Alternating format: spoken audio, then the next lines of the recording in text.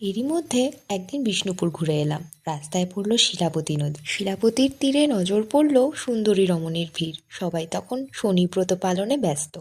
যাই হোক, চলে এলাম বিষ্ণুপুরে।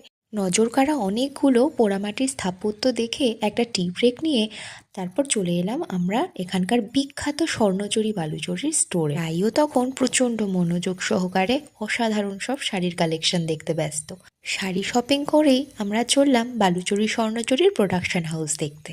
এখানে তখন কি অদ্ভুত সুন্দরভাবে তাঁতিরা তৈরি করছে স্বর্ণচুরি বালুচরীর সুন্দর নজর কাড়া কালেকশনগুলো। এরপর চলে এলাম আমরা পোড়ামাটির জিনিসপত্র কিছু কিনতে। সেখানে দেখি রীতিমতো মেলা বসেছে। তারপর আমরা সেখান থেকে রওনা দিলাম বনলতা রিসর্টের উদ্দেশ্যে।